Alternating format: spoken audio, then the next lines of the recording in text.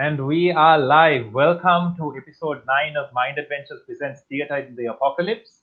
We are joined today by Piumi Wijesundara. Piumi is an actor, playwright, and theatre director.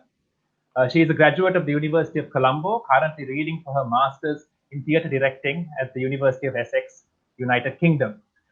Piumi has a keen interest in children's theatre and has directed award-winning plays with the cast of Methodist College, Colombo in 2017, in TTYL in 2018 in Train to Chaos, and in 2019 with Overreacting. She has acted in and produced plays directed by Ruwan Tedichikera at international theatre festivals in both the UK and Rwanda. Piumi works as an artist at Stages Theatre Group Sri Lanka and hopes to continue her work as a theatre practitioner upon her return from the UK. Our guest on the fifth episode was the artistic director of Stages, Ruwan Tedichikera, who had this to say about Piumi. One of the trappings of being an artist is ego. It's something that we all have to be careful of all the time. Piumi is quite remarkable in that way. She really is a genuinely talented, courageous, intelligent artist with very good instincts and strong capabilities. But she is also one of the most easygoing people I have ever worked with. I have never seen her lose her temper or even raise her voice. And this she does even when working with children. She has a disarming capacity to enable things to happen instead of forcing them to happen. She is very, very good at empowering people, steering conversations and decisions without being dominating or imposing. These are very valuable skills, not just for an artist, but for a person and for a leader. She works so hard as any serious artist I have ever known. She is deeply interested in life and people. She is genuinely clever, very intuitive, all this. And then to cap it all off, she is very humble and easygoing. I believe in this kind of leadership, which is so much more about the journey than the leader. It is the way forward. I have real respect for Piumi, and of course, I love her very much. And Piumi, can you tell us what you are up to right now? Hey, Leon. First of all, thank you for having me. So happy to Lovely to have see you. you and everyone. Right now, I mean, I've just finished my final module of acting school, drama school online. So I've just finished that, which was like I had a film like this time, like I had a shift because I had directing in film. So I Mhm. was also able to kind of stay creative during the lockdown, which was really helpful. So Yeah, I finished my final module of school, and then I was able to make a short film project with a few friends as well, collaborating with a few right. friends. And well, I found the, the time to pick up the habit of reading again, Nice. Nice. illustrating and cartooning, which is also another the few things that I love. Of course. um yeah. And on top of that, also there's like in and around London, there's a few digital online festivals happening, Okay. which I'm also part of. So for one of the festivals, I'm actually submitting my short film, and for another festival, I'm collaborating as an illustrator for a Right. friend's Zoom theater project. Okay. And besides that, I've been Netflixing, watching a few good movies, and then playing Perfect. Scrabble with my landlady during free time. Brilliant. So pretty much what I've been up to. Oh, awesome. And how long have you been working on this, the art festivals? That is the digital art festival. So this was quite recent actually. So the I was able to collaborate with two more artists and produce a short film for, actually it was for the final, as the final project for my final module. Uh-huh. And it was a very interesting project because to create a film within the limitations of lockdown, where Certainly. again, with the phone cameras, limited actors being myself and my other friend who I had to Mhm. kind of keep out of my house, out of bounds, and like figure out a way to do that. So I produced this film, and then recently there's a Mercury, there's a theater festival that's happening Okay. here. So I decided perhaps to submit it, and Right. so right now I'm kind of working towards that. Yeah, so it was actually like we were assigned the project of creating a short film within the limitations of lockdown. So Mm, myself and my collaborator Malin Jayasuri, all the way from Sydney, mm. and another friend of mine from school, Right. we together, I mean, we came up with the I came up with the concept of something very simple that can be done during lockdown, which is Yeah. about pretty much the experience of being cooped up in a room, and Mm. and like what you try to make out of it. So it's Oh, just okay. a comic, like a comical take on like what we try to do to liven up our days. It's pretty much about Right. this young woman who like makes a whole big deal about taking out the trash and seeing a, like presenting herself to a passing jogger. So it's a very Mm. simple kind of take, but also Okay. reflecting all our sentiments during lockdown in a comical way. Certainly. Yeah. Are we allowed to know what the name of this short film Oh is? yeah, it's called "Will You Be My Quarantine." Will you be my God? Perfect, perfect. I have a lot of friends who are turning 21, who are celebrating their quarantine one, Oh my technically. Oh gosh. Yeah. But can you tell us a little bit more about the course you're following? Piumi is currently reading for a master's degree at the Mhm. University of Essex, Yeah, and she's in the process of preparing her final dissertation. yeah. Is that right? And can you tell us a bit about that right Yeah, now? sure. So I'm at East 15 Acting School, which is like the Mhm. acting school of University of Essex, and my Yeah, course is actually Masters in Theatre Directing. So, which is kind of in the initial stages, it was designed to really, work with actors. It was very hands-on, where every day you're up on your feet, and you're right, directing scenes, you're directing each other, working like in the theater and that sort of thing. So I even had the opportunity right before lockdown to go to like one of our uh, like partner schools in Moscow, which was Moscow Academy of Theatre Arts, where right. we learned things like biomechanics, Stanislavski. So it was a very like kind of active hands-on course, but then with the lockdown we had to shift gears obviously, and then kind of shift to online learning. Right. So I mean, now that I'm in the like I've finished my final module through online classes, and then I mean the nature of our usual dissertations would have practical elements to it as final year students, but of course given the situation, school has kind of shifted it to either canceling final shows or postponing it, or they've Right. given us the option of working on a theater project, kind of like a pre-production workbook where you're pretty much planning out the entire production, and like it's a document where you're almost pitching the entire Right. production so that perhaps it could be produced in future, which I think is practical, I mean, given the Mm. circumstances. So right now I'm working for that. I'm working on a Sri Lankan adaptation for a brilliant play which I recommend by it's called Trade by Debbie Okay. Tucker Green, and it's about basically about female sex tourism in very tropical island escapes like Sri Lanka. So I thought it was very relatable. So I'm Right. kind of working towards an adaptation of that. Oh, wow. That's amazing.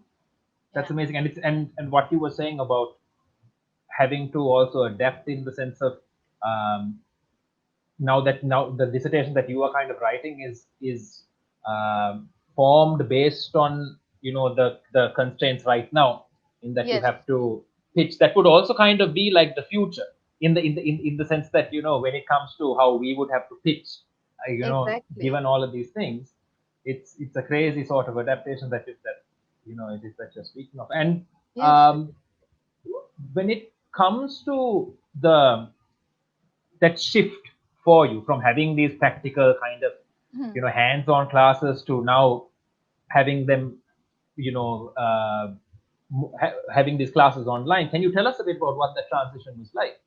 Yeah, sure.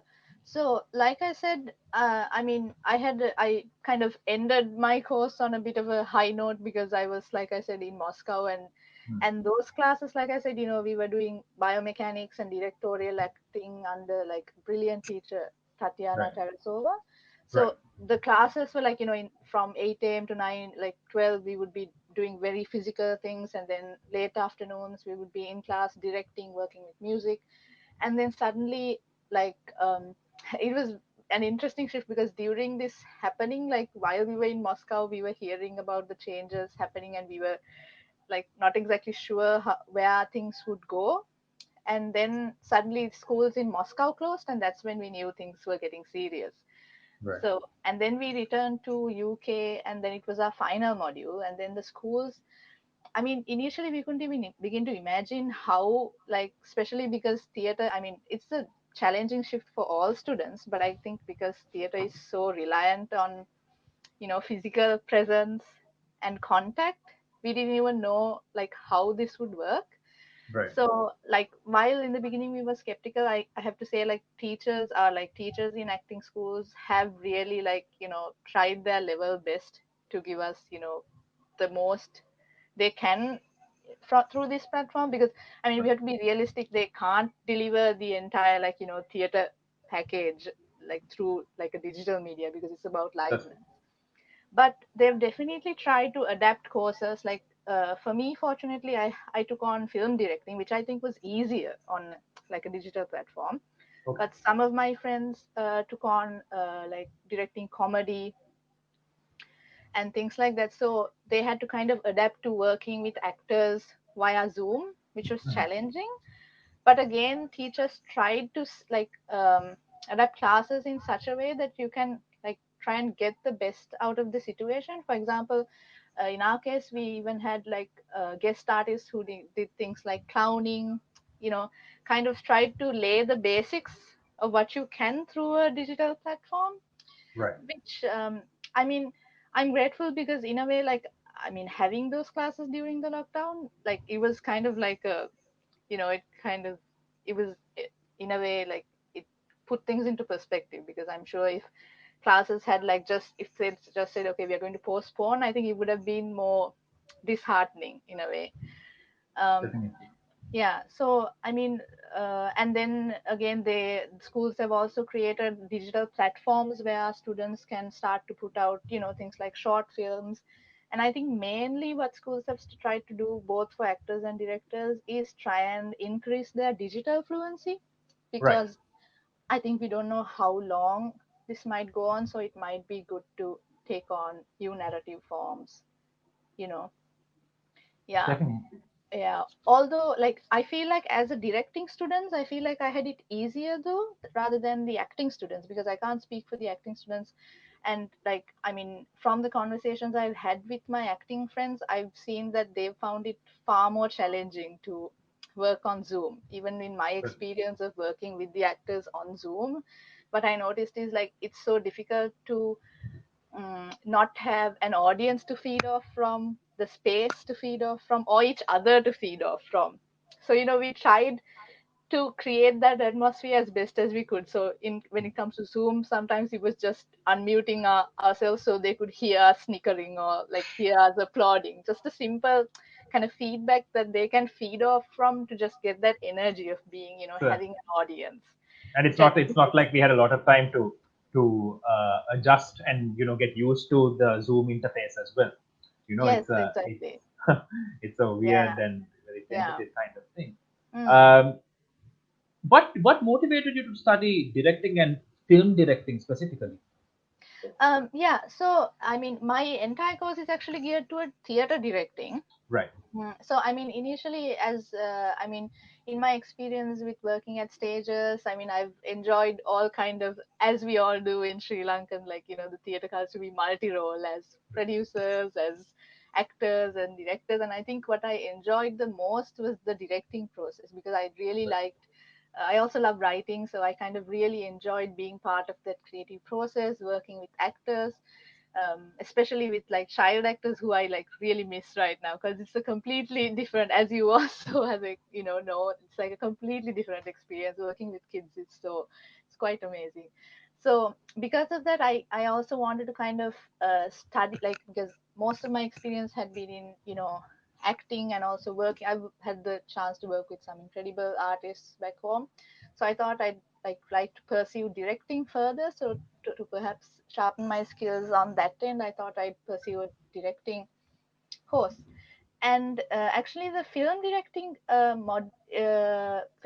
was actually a choice I made during the lockdown, because I mean we have options of modules to choose from. So prior to the lockdown, my choice was actually comedy, because I mean I really wanted to explore like theater directing more. So I didn't, I mean I love movies, I love all of that, but I wasn't really thinking of gearing towards film directing. But then during lockdown, I kind of made the choice, just weighing the pros and cons, and perhaps thinking maybe this is a good chance to try and learn a new narrative form, because I mean, at the end of the day, we are just, storytellers. So it's just a matter of like finding a new form. Yeah. Definitely, definitely. And also just considering, like as you said earlier, considering what it is that we are going through, how reliant we are on entertainment on a digital Yes. platform, you know. Yes, definitely. Given that there might be a second wave, I mean, now that there is a second wave, Yeah. maybe more waves of this to continue, it is a very smart choice, I would say, in terms of adapting as well, Yeah. um, but before when we were speaking of this before the interview actually started, you told me a very interesting story about how you were first introduced, to the pandemic, as it were. Yes. Can you give us context and just tell us a bit about Yes, definitely. So, something, it was very interesting, kind of watching things happen and like watching things get out of, hand, because late December, I was doing a module on improvisation and devising in school. it? Right. And during this time, it was only, I think, during like November, December, it was like the coronavirus had, like, it was only China that was most hard hit. And we were hearing about, the lockdown, quarantine, about, social distancing. All this is coming from our context of what was happening in China. So I Yes. had a few friends who are theater directors and actors, some wonderful artists from China, some colleagues of mine who, in their final project for this improvisation and devising, thought they would create a work of theater together, because they were out of their homes and they were hearing about all of these things back home. They were worried about the safety of their families. So they produced a very interesting performance piece, where they kind of staged what it felt to be like in lockdown. So it was a device performance piece where they were kind of presenting like how people were kind of limited to a certain like space, and how you couldn't talk to each other and everybody was on their phones, how they were bored and they didn't know what to make of the situation. So like watching this at the time, it seemed so like it wasn't something we could obviously relate to, and it seemed so bizarre. I was like, this is so strange, like, and it was very evocative. And like, I still remember like watching it and feeling like, how is this even like, what is this reality, kind of thinking that. 100%. And it was only yeah, it was only months, like, months later, gradually, slowly, everywhere, like UK, I mean, things got completely, like things escalated, and then suddenly now we are actually living in that reality. So it was so interesting to kind of see a work of theater that was almost a premonition of what would happen to our own 100%. reality. Yeah. 100%. So, see, in Sri Lanka, the transition to a full lockdown took something like to something like 9 days, and in the UK, it took a far longer time than that. So, Yeah. having seen that play, and the kind of vision for the future, as it were, this Mm. very hypothetical situation, like if we were in a Yes. lockdown, this is what it would be. What Yes. was that like? I mean, how would you compare your actual experience, being in lockdown and that transition compared to what it is that you saw? Were there major similarities? What was lockdown like for you, really? Yeah, I mean, I got to see like almost like two contexts, because while this was happening, again, I was in Moscow when, like, I Right. mean, right now Moscow is really hard hit.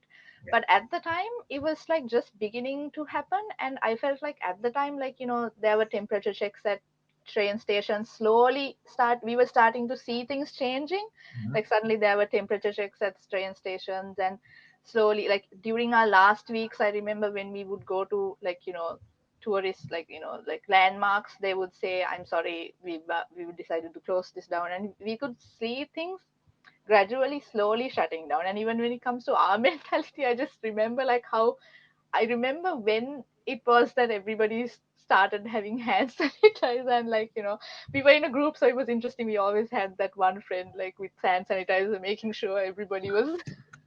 It was I mean, it was theatrical. It was honestly like seeing, you know, it was Right. like unfolding before our own eyes. And then when we came back, I think I distinctly noticed that like Britain was behind, because when we arrived at the airport, we could see that there were not enough safety measures Right. in place. I mean, people were touching my part, like it just hadn't, like safety measures weren't in place at the right time, and I could kind of Mm. see that. But then we came back and we had to self isolate. And then, of course, gradually the lockdown happened, and then I think people started to take it more seriously. And even right now, I mean, right now things are, well, technically easing slowly, where, I mean, we are seeing pubs and restaurants open, but still I'm glad, because like they're still taking precautions. Like this week they're going to make face masks mandatory. Right. So I mean, right now I feel like they're moving in the right directions, although there's a few questionable decisions. Yeah. Mm. And what do you, how, when you take your experience of seeing, these two different responses, Hmm. the response that you see in Moscow and the response you see in Britain, and you let's just say you take, I mean, if you take the delays in those responses and things, how do you think that might affect the theater practice in the UK? Now, because there is this whole thing uh, of this article that I read, where with the social distancing in effect in theaters, um, theaters that could possibly hold something like a mid-sized theater that could hold maybe 1,000 people, Hmm. they'd only be able to allow 250 to 300 people in. You Hmm. know, do you have a comment on what it is that you might that I mean would this is this because this article was from about 2 months ago, Right. and given the situation now and the measures that are being taken, what do you think um, it will look like?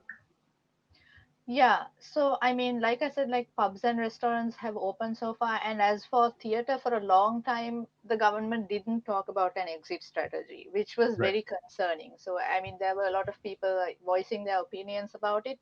And fortunately, right now, there's a few things that we are hearing that, I mean, that are quite positive. For example, like, I mean, the government has passed, I think, like 1.5 billion investment for the arts and culture, Okay. which is like very heartening. So Right. I mean, there's at least like potential for theaters. I mean, we were hearing about like the great theaters like the National Theatre, the Globe. We were hearing about them going on the verge of, Closing closing, which down. was very scary, because these are like the biggest theaters in the world. But now, fortunately, with things like the government investments coming in, I'm thinking it'll be a more, I mean, I'm having a more positive outlook right now. Right. And as for theaters opening, I think this week they kind of gave the green light for like outdoor performances and open air theaters. So, like you said, I mean, uh, like you said, I guess, large scale like West End theaters, or even a large audience like 250 audiences, I think that might be a little far in the future. But I mean, I think the good thing about theater is like it's a malleable, and I mean, it's a very adaptable form of art, where, it doesn't necessarily have to be within, like, a proscenium arch with a massive audience. So I think right now theater makers kind of have the opportunity to perhaps explore things like promenade theater, or like theater in the park. I mean, there's, you see people in the park all the time. I was even thinking about like Shakespeare in the park, that Hmm. my, like, things like that, perhaps with smaller audiences in open air, although the weather is sometimes, not on our side. But still, I Right. think those are the kind of things we can look at in the near future, um, when it comes to theater over here. Right. Hmm. The Shakespeare in the Park, which Piumi is referring to, is also it's originally the very famous Shakespeare in the Park that was set up by Joseph Papp in New York in 1954, if I'm not mistaken. But the Workshop Players, which is a large amateur theatre company in Sri Lanka, had established it in 2016. And up until 2018, they had three renditions of it, which potentially, as you said, could be the future. Yeah, Yeah. we say would have a performance at the Viharamadevi amphitheater, for example, which has plenty of space for people to actually, I mean, to be able to occupy a substantial amount of people, but also maintain social distancing. In fact, today was supposed to be the day that theaters reopened in Sri Lanka, and So, there were a few performances that had been lined up, but just a couple of days ago, there was a surge in cases, and oh, most artists in Sri Lanka, a couple of my friends who I was speaking to were like, "Oh no, this is so tentative." We just when we thought things were, you know, just when we thought things were just going to get back to yeah. normal in some sense, we've been hit with another wave. And I think in terms of at at least past in Sri Lanka, if the government gives us a directive, like masks are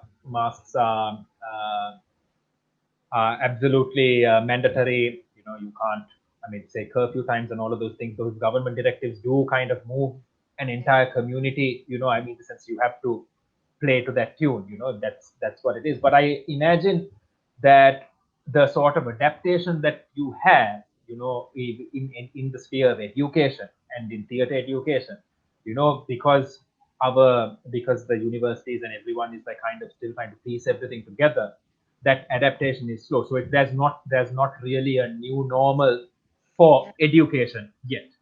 Mm. What do you, I mean, in which way do you think theater education is going to Well, I think as for things like online classes, I see it being, of course, temporary, because I see like even our schools, they're trying to slowly kind of go back to face learning, at least in like, small phases by be? Right. around November, which is kind of the larger plan of the school.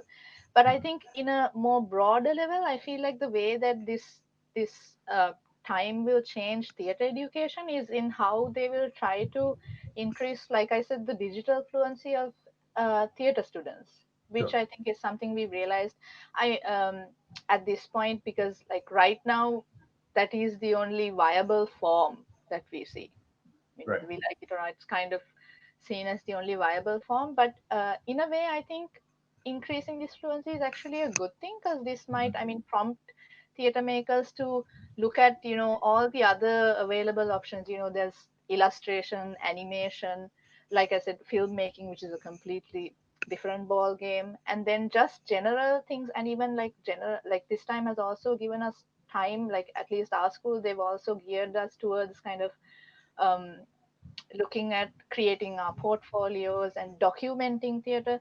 For example, Right.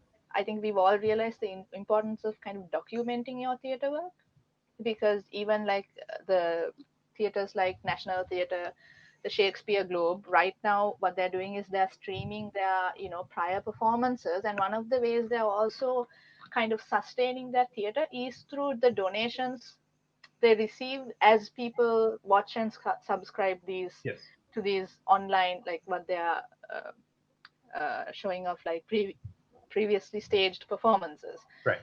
So I think in a way, like as theater makers, we are also kind of reminded of the importance of perhaps finding ways to document our theater work by having like professional maybe camera crews in a way that doesn't interfere with the live performance, obviously. Right.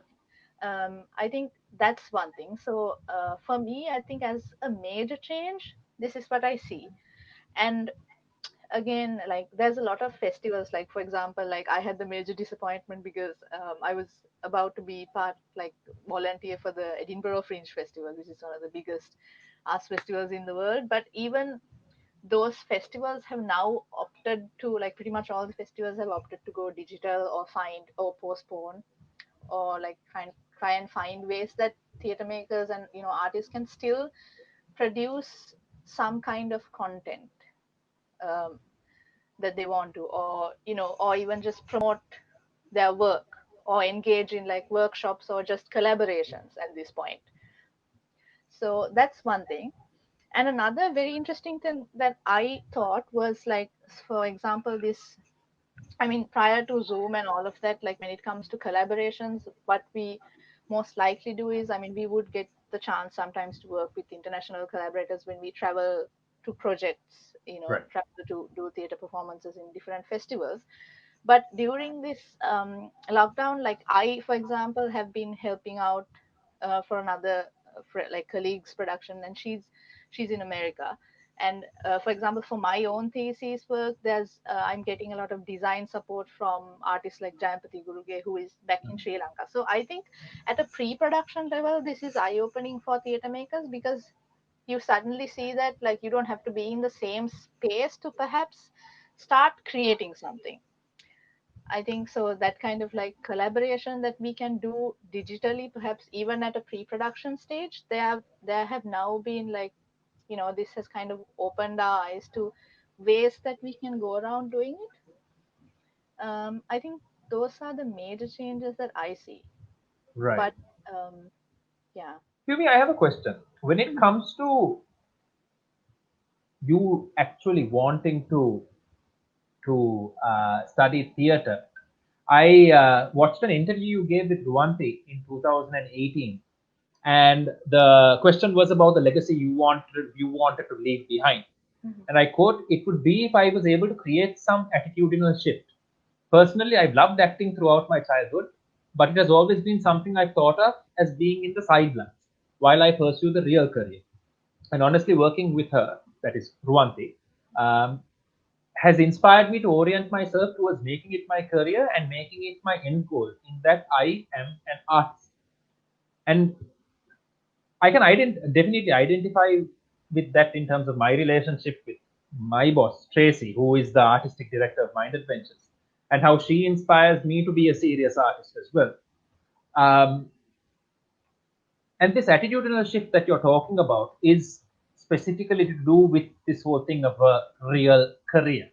Is what you're doing, good enough? Is it Yes. a reflection of your potential? Hmm.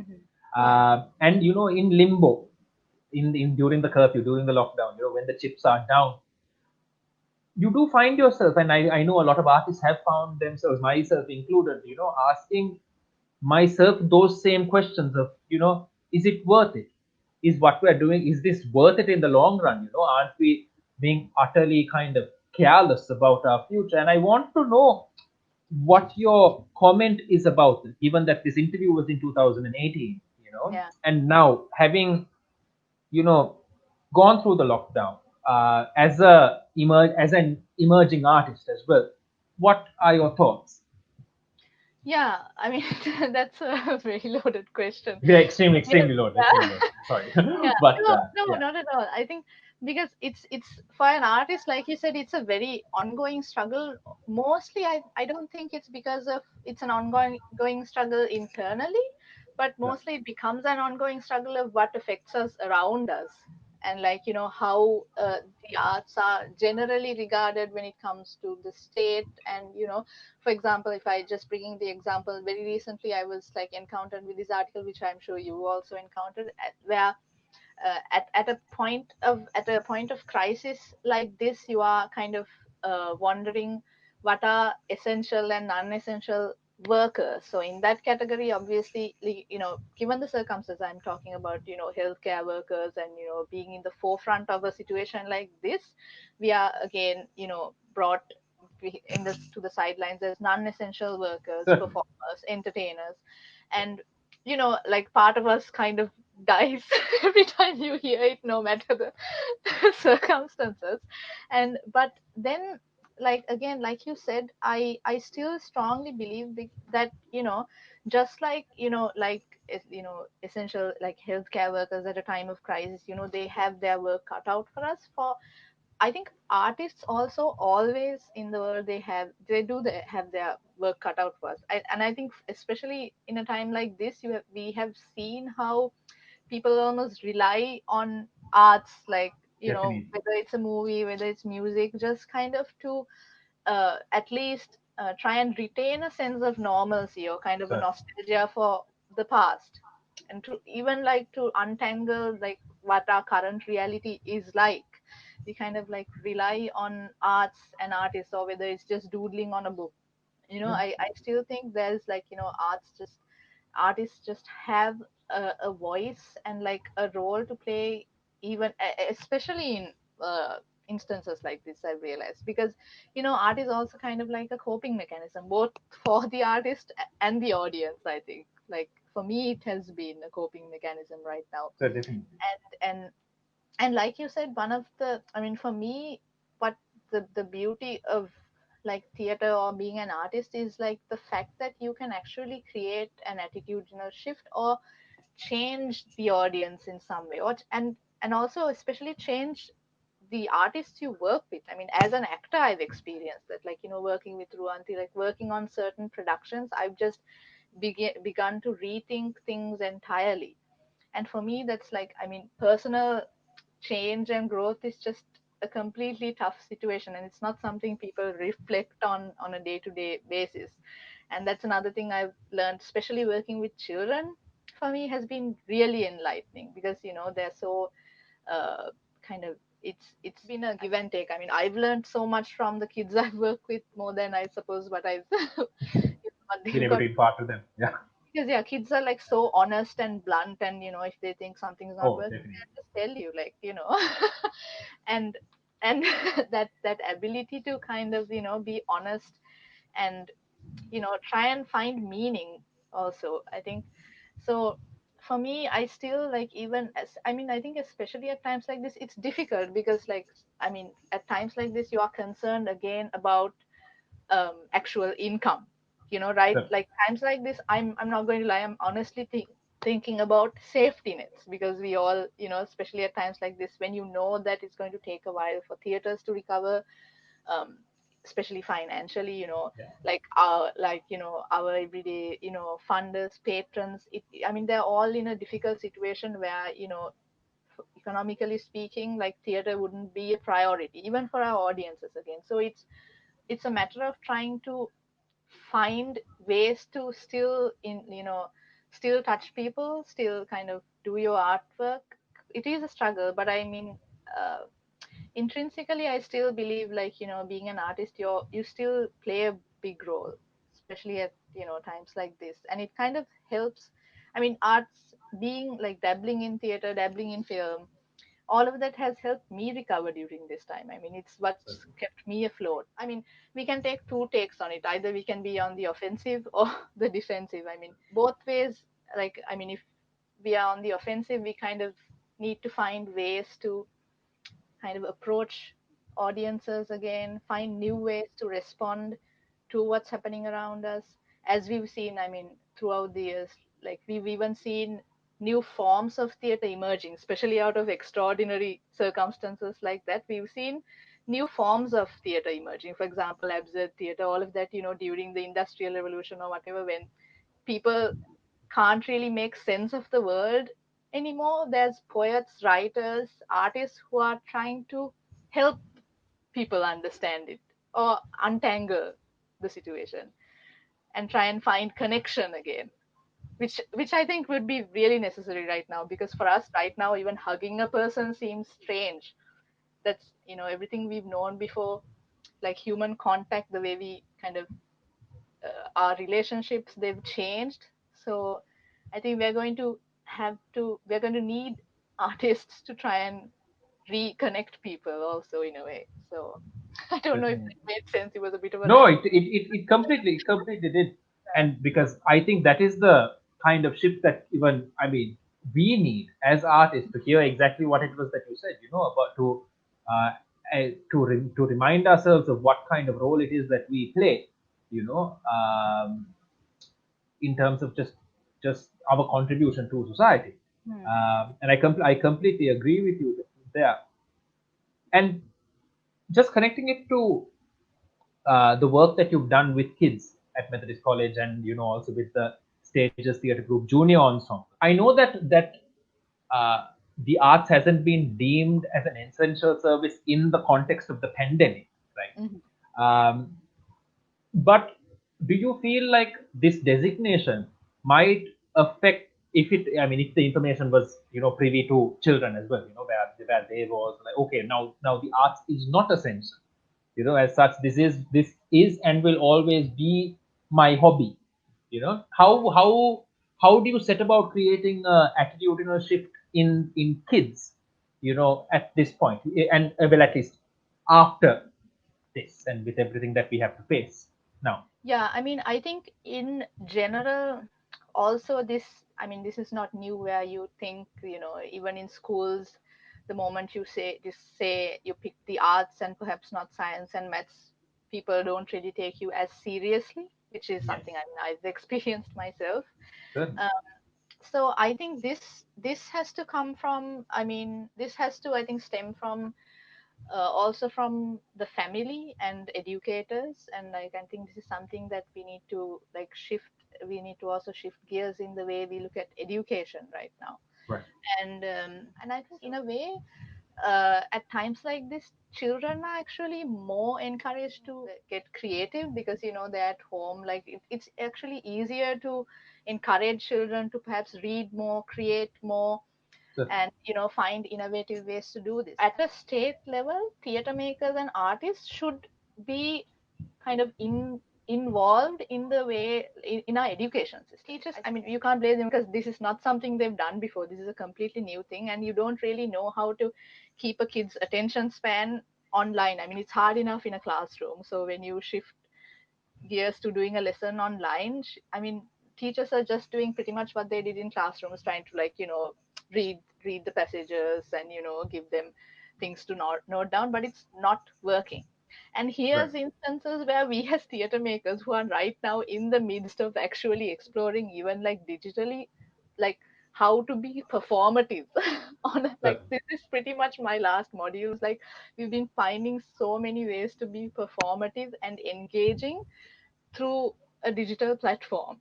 I mean, here's when you have the opportunity to like kind of like to like collaborate with artists to try and even give like the everyday education. I'm just not talking about art subjects, like even everyday education to try and make it more engaging and find ways where you're more interdisciplinary in your general learning also. I think that's one of the most important things where we try and become interdisciplinary in the way that we engage kids in education. I think this is one of the primary ways where we can kind of get them to also be creative, because even in their education you're kind of encouraging creativity rather than like Right. kind of nulling it down, which is pretty much what our education system right now is kind of boxing you and Mm-hmm. like and also encouraging children to speak out. I think like talk about issues. I think like Yes. to get them socially conscious, and that's when art is created, when you're socially conscious and you want to find ways to kind of uh, tell it to society. Yeah. And I mean, it's so actually, I think looking at kids, I've actually been more encouraged than, because Certainly. I've like I have some of my like some of the kids I worked with, they're on TikTok and Instagram and all of that, and I see the stuff they're doing, and I'm actually I mean, I'm inspired by the stuff they come up with. Kids are actually more digitally fluent than all of us put together. Definitely. Exactly. Like they know creative ways to come up with like edit, and they snap of a finger, they know how to create material. So I think we just need to encourage that and kind of nudge them in the right direction, so that Certainly.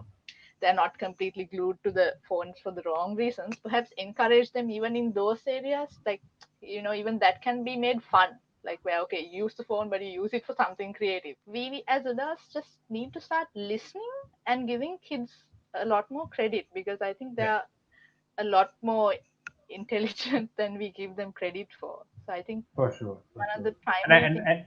and I do think that with the encouragement, that the encouragement would come sort of an internal sensibility where they would know, as we did. As we did, realizing that yes, there is something more that I want to pursue. Yes, But the way these subjects are also identified in schools is a little problematic. mm. You have the core subjects, which are the Mm. compulsory subjects, which are those And six other. subjects, and then you have the aesthetic basket in which you can just choose two or one of two, and then it's like you have to choose one of these things that you want to do, Yeah, and we'll give you something for doing it, and it's exactly. definitely considered secondary. There's no debate about it. You do find a lot of students here and a lot of young, budding actors and Hmm. theater practitioners in different skills, in different, just relying on practical experience more than actually going out and maybe studying, because it's not to say that we don't have the ability to follow certain, smaller courses here. um, for instance, if you study drama for your local A levels in Sri Lanka, you are able to apply to the University of the Visual and Performing Arts. And in the same way, if you have not done that, you can still apply to the Tower Hall diploma program for that. Yeah, I mean to study acting. But there is the issue of language, in that the curriculum is only taught in Sinhala and in Tamil in Hmm. those universities, in the state universities, and it is that is a problem for English. I mean, people who speak primarily English or just want to study English alone. Um, but given your experience as an international student who actually did it, who went, who is studying now, what kind of advice would you give kids, teenagers, or even adults for that matter, who may be considering an education in theater abroad or at home?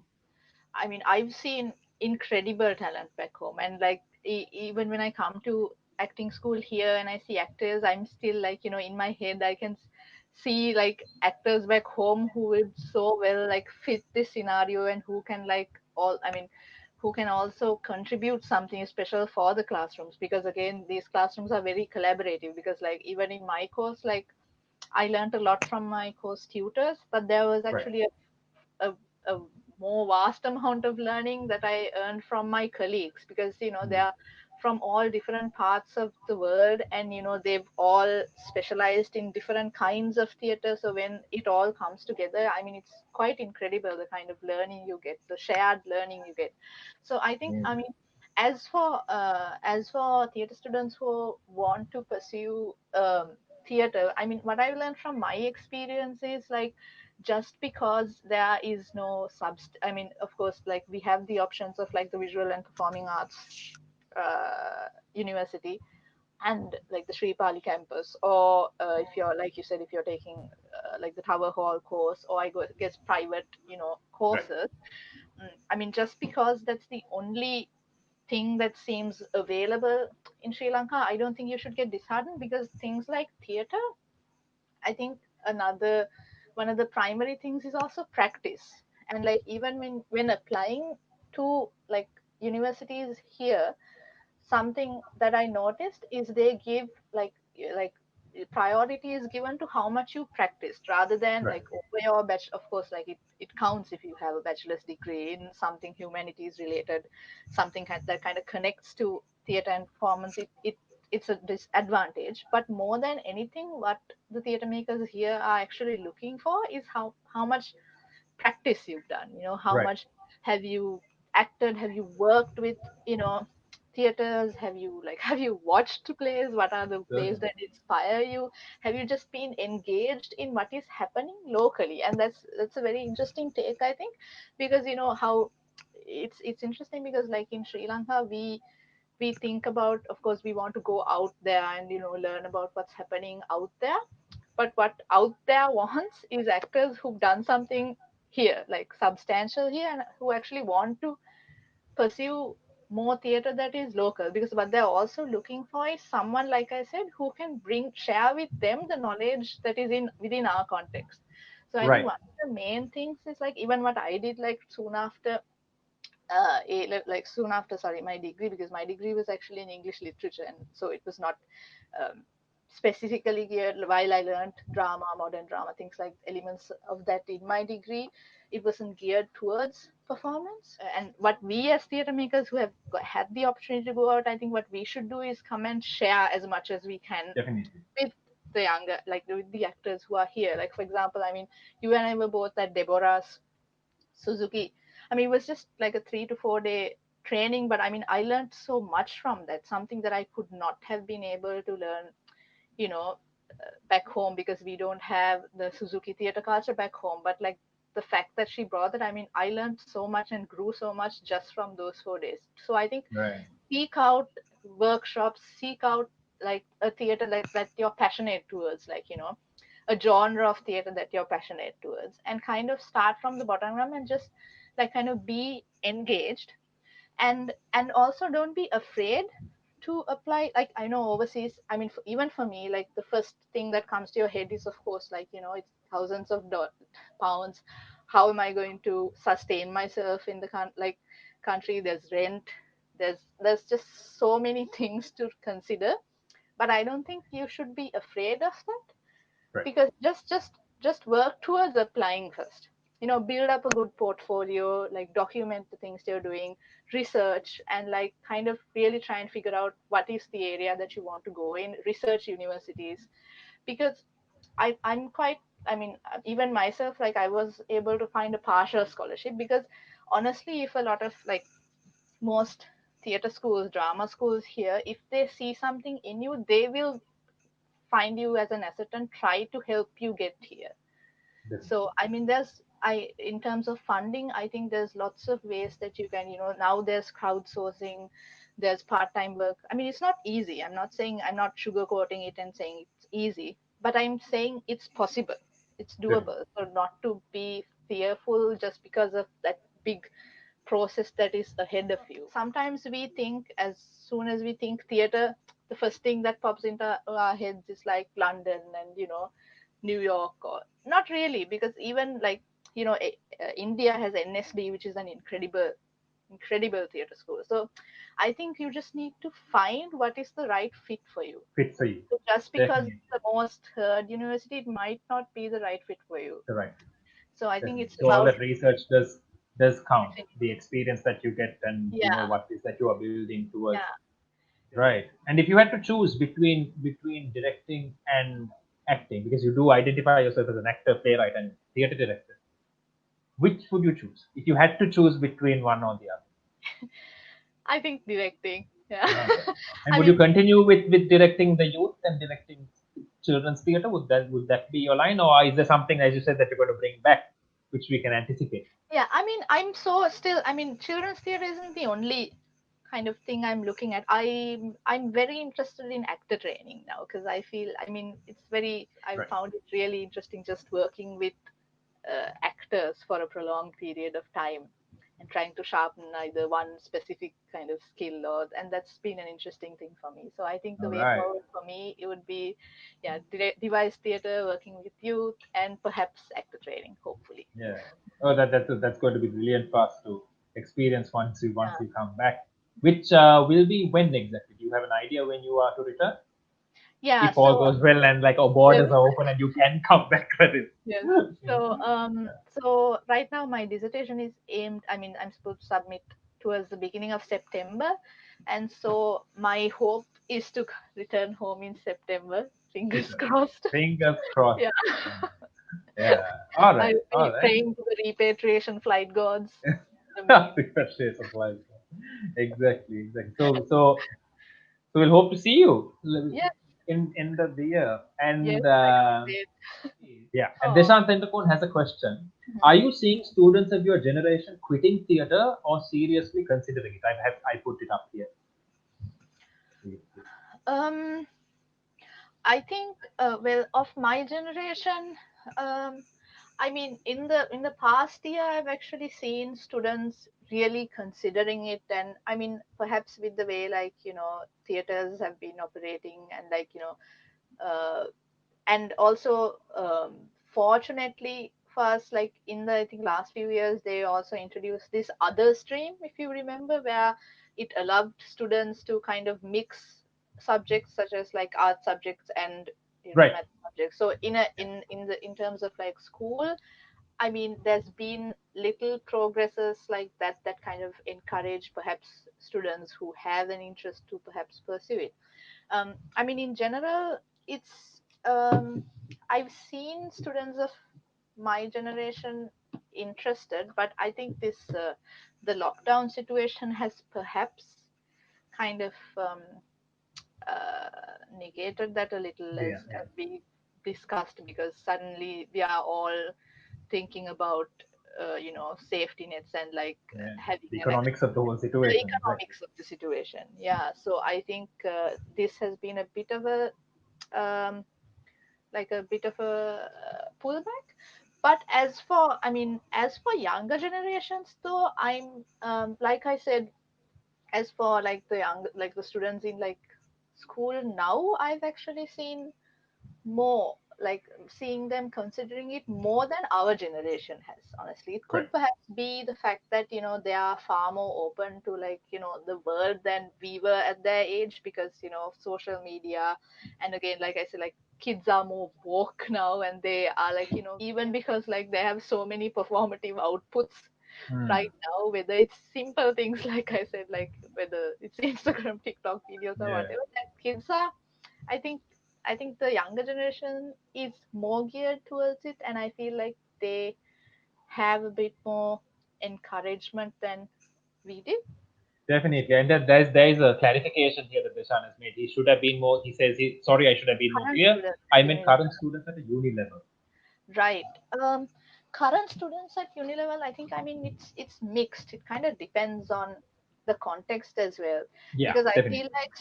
I feel like especially us who've been in either Kandy or Colombo, areas like that, we were far more privileged to pursue theater, and like we could see it even being lucrative, honestly. Like we see theater makers making, like there's great a lot of great theaters in and around Colombo. So I suppose for that it's a bit depends a bit on context as well. For example, in Right. Colombo, in Kandy, I've definitely seen students at current uni level still being like still pursuing that. But I suppose Yeah, on a more rural level, it's just difficult. So I think there needs to be more focus on how we can, encourage theater in geographically as well. geography.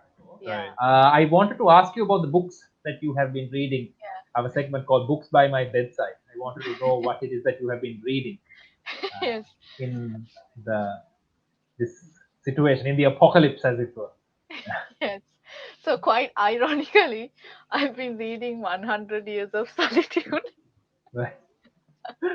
So so the books by my you wanted to know the books by my bedside Yes. right now is actually 100 Years of Solitude by Gabriel Garcia Marquez, Okay. and then this incredible book, The Ocean at the End of the Lane by Neil Gaiman, which was Right. also turned into a production at the National Theatre Okay. last year. These two, and I also have the Ultimate Scrabble Dictionary, because I'm trying to beat my landlady. Let's go Scrabble. on. Alright. And you would you happen to have a piece of writing that has resonated with you that you Yeah. could share with us? So it's actually from 100 Years of Solitude. So Right. just to give you a little bit of context before I read the section, Please. the story is like a multi-generational story about a family who founded this fictional town. So Right. it's been a really interesting read during this time, especially because it's a multi-generational story, and you kind of see over the generations the Mhm. kinds of things people go through.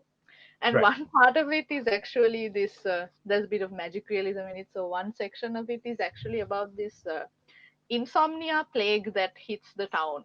So Okay. what happens is, Right.